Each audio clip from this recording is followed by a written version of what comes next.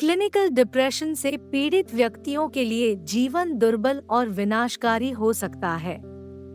यह बीमारी उनकी भावनाओं, रिश्तों, उत्पादकता और जीवन शैली को पंगु बना देता है। यह एक अदृश्य बीमारी होने के कारण इसके लक्षण नहीं दिखाई देते हैं। अवसाद के शिकार मरीजों का अक्सर उनके सहकर्मी समूह, परिवार और दोस्तों द्वारा उपहास किया जाता है और गैस लाइट किया जाता है।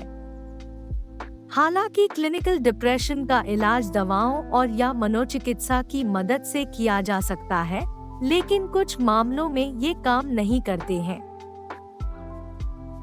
देवियों और सज्जनों, आज इस वीडियो में हम क्लिनिकल डिप्रेशन की दुनिया में उतरते हैं और पता लगाते हैं कि आरटीएमएस एक सुरक्षित, प्रभावी गैर-इन्वेसिव न्यूरोमॉड्यूलेशन उपचार कैसे होता है और यह क्लिनिकल डिप्रेशन से पीड़ित असहाय रोगियों के जीवन में मुस्कान कैसे लाता है। क्लिनिकल डिप्रेशन एक ऐसी स्थिति को संदर्भित करता है जिसमें अवसाद के लिए मानक उपचार जैसे दवा और या मनोचिकित्सा लक्षणों से पर्याप्त राहत प्रदान नहीं करते हैं। क्लिनिकल डिप्रेशन के मरीज अक्सर कई दवाएं लेते हैं, लेकिन फिर भी उनके अवसादग्रस्त लक्षणों में कोई महत्वपूर्ण राहत नहीं मिलती है।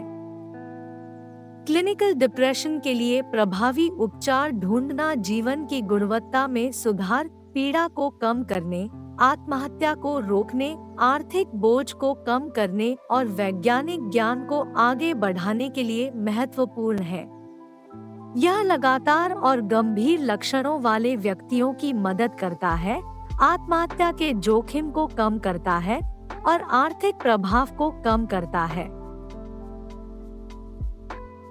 आरटीएमएस, रिपीटेटिव ट्रांसक्रैनियल मैग्नेटिक स्टिमुलेशन, नवीनतम अत्याधुनिक गैर-आक्रामक चिकित्सा तकनीक है जो मस्तिष्क में तंत्रिका कोशिकाओं को उत्तेजित करने के लिए चुंबकीय क्षेत्र का उपयोग करती है, जो क्लिनिकल डिप्रेशन वाले रोगियों के लिए संभावित उपचार की पेशकश करती है।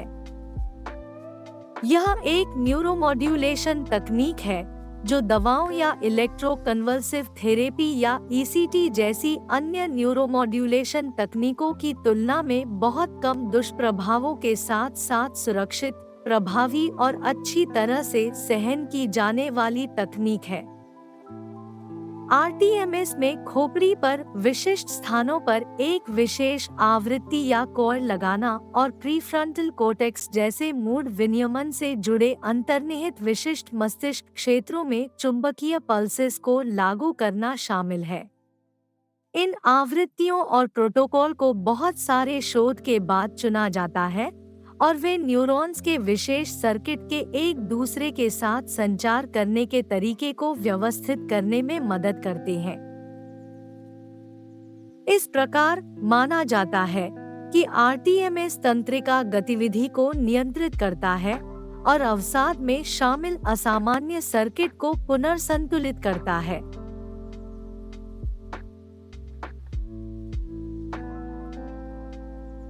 उपचार सप्ताह में 5 दिन 4 से 6 सप्ताह तक किया जाता है और आम तौर पर सुरक्षित होता है। इसका कोई दुष्प्रभाव नहीं होता है। यादृच्छिक नियंत्रित परीक्षणों और मेटाविश्लेषणों सहित अनुसंधान उपचार प्रतिरोधी अवसाद के इलाज में आरटीएमएस की प्रभावशीलता का समर्थन करता है। अध्ययनों से लगातार पता चला है कि आरटीएमएस अवसादग्रस्त लक्षणों में महत्वपूर्ण सुधार लाता है। उपचार पूरा होने के बाद आरटीएमएस का प्रभाव कई महीनों से लेकर 1 वर्ष से अधिक समय तक बना रह सकता है। वास्तविक दुनिया के अध्ययन और नैदानिक दिशानिर्देश इसकी प्रभावकारिता को और मजबूत करते हैं।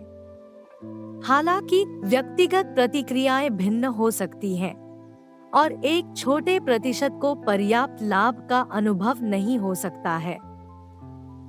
उपयुक्तता निर्धारित करने और संभावित जोखिमों और लाभों पर चर्चा करने के लिए आरटीएमएस के जानकार और अनुभवी साइकियाट्रिस्ट से परामर्श करना आवश्यक है। कुल मिलाकर आरटीएमएस उन लोगों के लिए एक आशाजनक विकल्प प्रदान करता है जिन्होंने उपचार प्रतिरोधी अवसाद या रेजिस्टेंट डिप्रेशन के इलाज में अन्य हस्तक्षेपों पर प्रतिक्रिया नहीं दी है।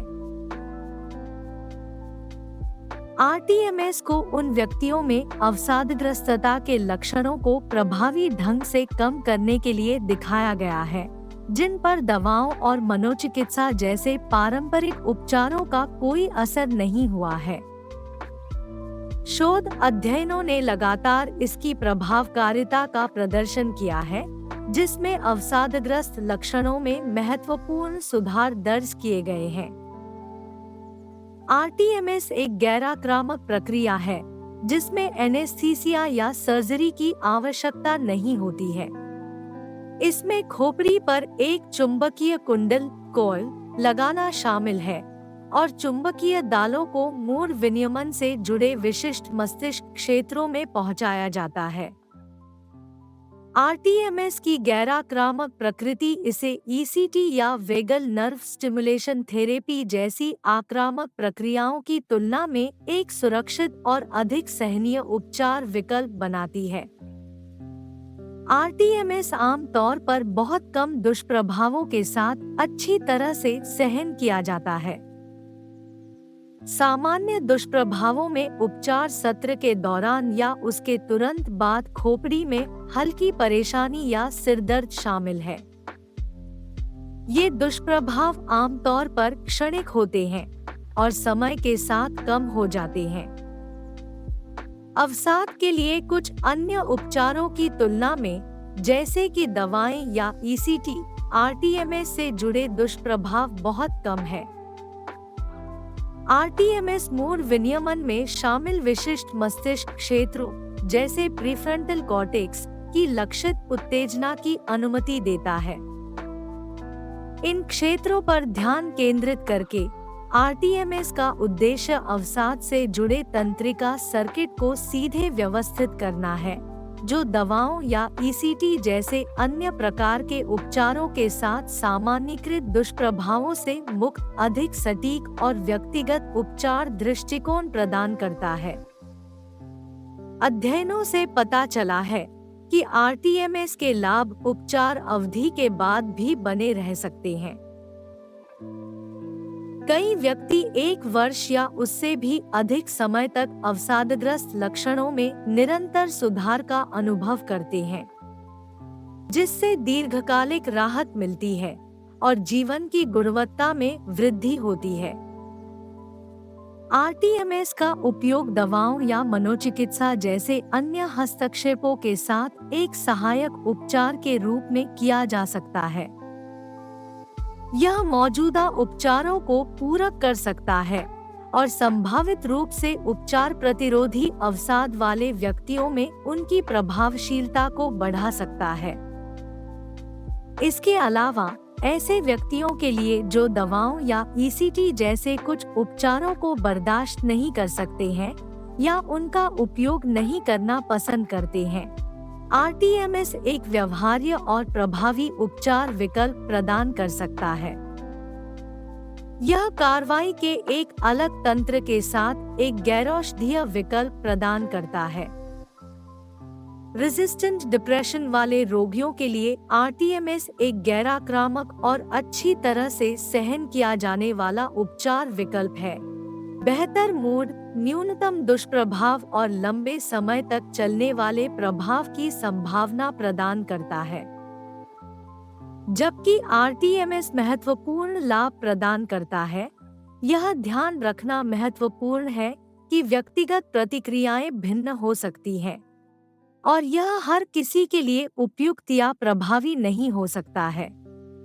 सूचकांक रोगी के लिए रेजिस्टेंट डिप्रेशन के उपचार के विकल्प के रूप में आरटीएमएस की उपयुक्तता निर्धारित करने के लिए आरटीएमएस के जानकार और अनुभवी साइकियाट्रिस्ट से परामर्श करना महत्वपूर्ण है।